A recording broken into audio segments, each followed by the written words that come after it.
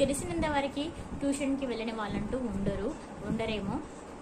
School నుంచి రాగానే ready అయ్యి వెంటనే ట్యూషన్కి పరిగెత్తడం. ఆ ట్యూషన్ ఎక్కడ ఉండేది కాదు, మన ఇంటి పక్కనే లేకపోతే వీధి చివరినేమో ఉండేది.